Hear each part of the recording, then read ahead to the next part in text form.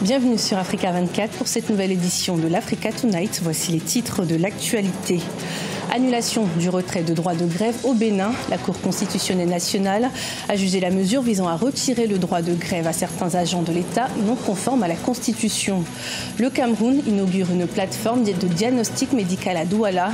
Le centre ouvert depuis ce jeudi 18 janvier 2018 est doté des dernières technologies et vise à améliorer la prise en charge des malades, mais aussi à réduire les frais médicaux. Et puis en fin d'édition, nous irons à la rencontre du groupe TCIYF, originaire du township de Soweto. Les artistes font découvrir un style musical particulier et tout droit venu des Royaumes-Unis, le punk rock. C'est une décision qui était très attendue au Bénin. La Cour constitutionnelle a rejeté le projet de loi visant à retirer le droit de grève à certains agents de l'État. La mesure a tout simplement été jugée anticonstitutionnelle. Le point avec notre correspondant, Lefty Ounou. La Cour constitutionnelle du Bénin a déclaré non conformes à la Constitution les dispositions législatives retirant le droit de grève au personnel de la santé, de la justice et de la sécurité. Vivement attendue sur le sujet, la haute juridiction a estimé que le droit de grève est consacré par la Constitution et ne saurait être supprimé par le législateur. Le vote des lois querellées fin décembre 2017 et début janvier 2018 par l'Assemblée nationale a plongé l'administration dans une paralysie avec des mouvements de débrayage des travailleurs.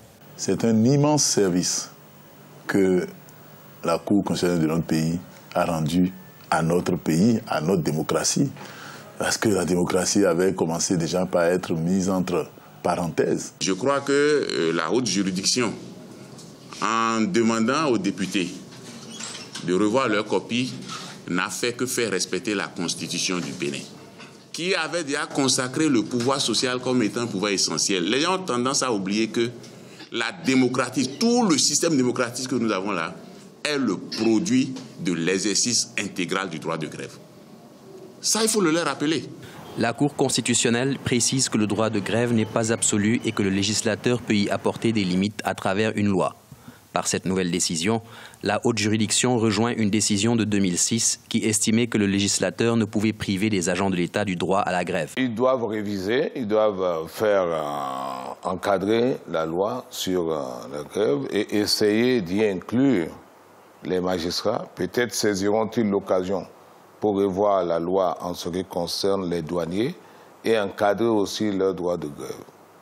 Mais je crois que la leçon qu'on peut en tirer d'une manière générale, c'est que l'exécutif doit prendre la mesure du caractère antisocial et antipopulaire de toutes les décisions qu'il prend, disons, à la USAID.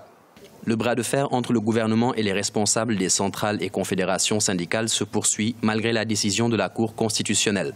Ils dénoncent la parodie de dialogue social orchestrée par le gouvernement et ont décidé de reconduire la grève de 72 heures avec tacite reconduction à partir du mardi 23 janvier 2018. Les travailleurs exigent l'abrogation de toute loi antisociale sur l'embauche et le recrutement de collaborateurs externes. Au Cameroun, le ministre de la Santé, André Mamafouda, a inauguré ce jeudi 18 janvier la plateforme de diagnostic médical de Douala. Il s'agit d'un centre médical qui est doté d'outils à la pointe de la technologie. L'objectif des autorités est d'améliorer la prise en charge des malades et de réduire les frais médicaux. Reportage avec notre correspondant, Chérif Ousmane Bardounka. La plateforme de diagnostic médical de Douala que vient d'inaugurer le ministre camerounais de la Santé André Mamafouda n'est pas un hôpital mais un centre spécialisé dans le diagnostic médical. Elle intègre en son sein un laboratoire de biologie clinique, un service d'imagerie médicale, un service d'exploration fonctionnelle et des consultations spécialisées. Ici, tout type de maladie peut être détecté. On peut diagnostiquer toutes les maladies, justement, toutes. Du paludisme le plus simple jusqu'au cancer le plus élevé. Donc nous focalisons sur le domaine du diagnostic parce que dans nos milieux, au Cameroun et dans les pays africains, le diagnostic est souvent, disons, le point faible parce qu'il est tributaire de la technologie. La technologie coûte très cher. Et donc il nous arrive très souvent, les médecins bien formés, on a toutes les compétences, mais on n'a peut-être parfois pas les moyens du diagnostic et on commence à soigner des malades par la présomption.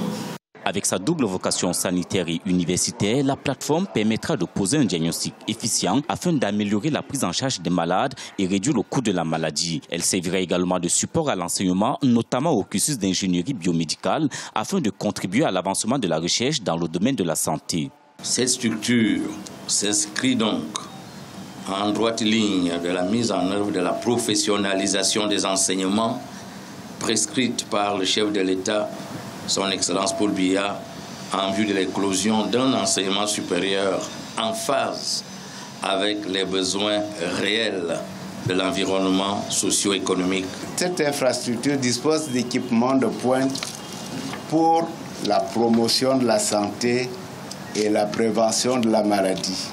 Ce n'est pas un hôpital au sens plein du terme. C'est un centre de diagnostic. C'est pour prévenir la maladie.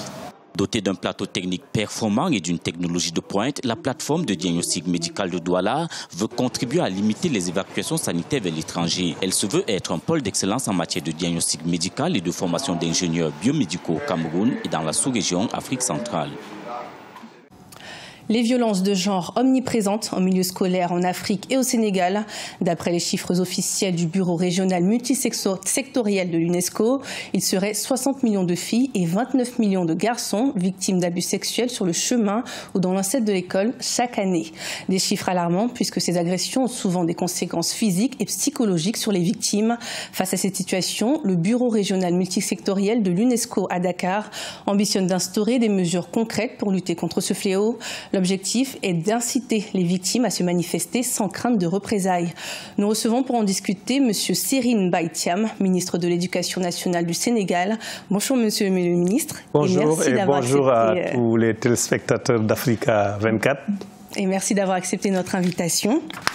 Alors, les violences de genre au Sénégal touchent des millions d'élèves, au Sénégal comme en Afrique. Quelles sont les mesures mises en place pour y faire face ? Bon, d'abord, je pense qu'il est exagéré de dire que les violences de genre touchent des millions d'élèves au Sénégal. Ce n'est pas le cas. Parce que dans tous les cas, à l'école élémentaire, par exemple, on a 1 800 000 élèves. C'est dire près de la moitié sont touchés par les violences de genre. Et puis relever que les violences de genre ne concernent pas seulement les agressions sexuelles. Quand on parle de violence de genre, c'est les violences physiques, c'est les violences morales. Récemment, nous avons tenu une réunion avec l'ensemble des partenaires au développement qui interviennent dans ce secteur, ainsi que les partenaires sociaux, les ONG, pour justement avoir un plan d'action pour cette question-là, qui touche. Parce que ce qui est plus important, c'est la prévention. Qui va toucher donc la formation des enseignants, un travail au niveau des organes représentatifs des élèves dans les écoles, parce que dans les écoles, nous avons des gouvernements scolaires, un travail aussi en direction des parents. D'accord. Lors de ses vœux pour l'année 2018, le chef de l'État Macky Sall a évoqué l'importance de l'éducation nationale, avec notamment la mise en place du projet Formation École. Quelles sont les autres mesures phares de l'éducation nationale pour 2018 ? Oui, d'abord sur le projet Formation École, indiqué que le président Macky Sall, dès son accession à la présidence de la République, a mis un accent particulier sur le développement de la formation professionnelle. Et aujourd'hui, des initiatives importantes sont en train d'être prises dans le développement de la formation professionnelle au Sénégal par la création notamment de lycées professionnels, par une formation duale pour les apprentis. Mais ça, c'est l'aspect formation professionnelle. Dans le cadre de l'éducation nationale maintenant, les actions sont inscrites dans le cadre dans un programme sectoriel qui est intitulé le paquet, programme d'amélioration de la qualité, de l'équité et de la transparence. Au titre de 2018, il y a le programme de remplacement des abris provisoires dans les écoles, qui va être un programme qui va se dérouler sur 3 ans et qui va mobiliser près de 127 milliards de francs CFA, qui va démarrer là, à la fin du mois de janvier. Nous avons aussi, dans le cadre de l'amélioration de la qualité des enseignements-apprentissages, un programme qui est intitulé Lecture pour tous, un programme de 42 milliards de francs CFA sur 5 ans et qui va consister à améliorer les apprentissages des élèves dès l'école élémentaire par la lecture, mais en partant un peu des langues premières de l'enfant, des langues nationales du Sénégal. D'accord. Et Monsieur le ministre, vous êtes également là pour nous parler du partenariat mondial pour l'éducation qui aura lieu à Dakar.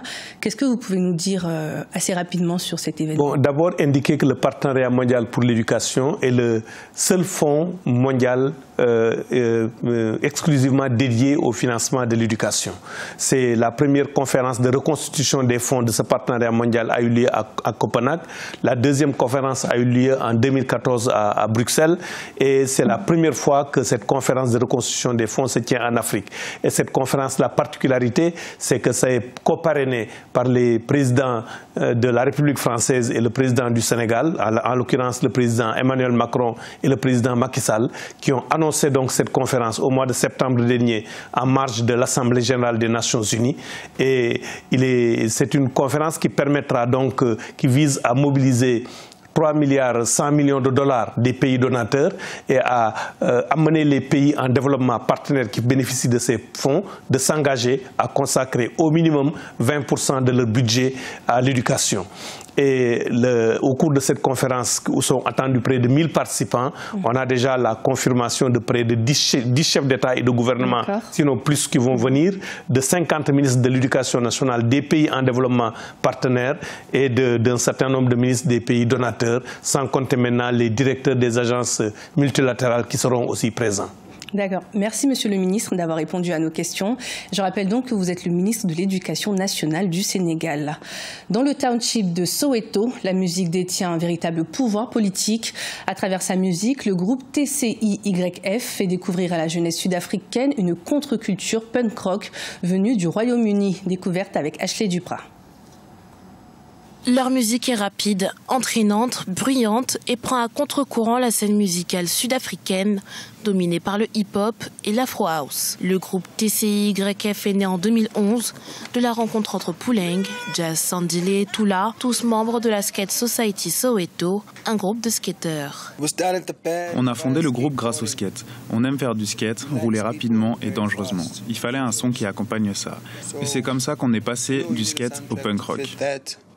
D'abord plébiscité par les skateurs, les TCIYF grandissent en popularité à Soweto, township où la musique détient un véritable pouvoir politique, mais pas seulement. Leur musique aux thèmes divers et variés, allant de la fixation de leur grand-mère pour les Tupperware à l'absence de figure paternelle dans leur vie, se veut à l'image du quartier dans lequel ils ont grandi, un quartier tentaculaire de 1,27 million de personnes, majoritairement délaissées par les autorités.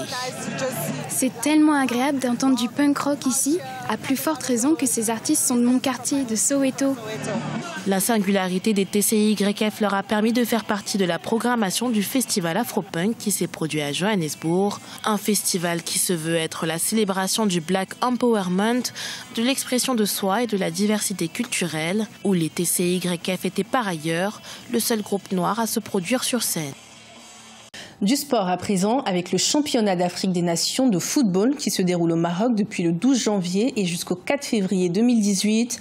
Pour la journée du vendredi 19 janvier, dans le groupe C, le Nigeria s'est imposé face à la Libye 1-0 et le Rwanda doit affronter la Guinée équatoriale. Ce journal a été préparé par l'ensemble de la rédaction. Merci de nous avoir suivis. Retrouvez dans un instant une nouvelle édition de l'information sur Africa 24.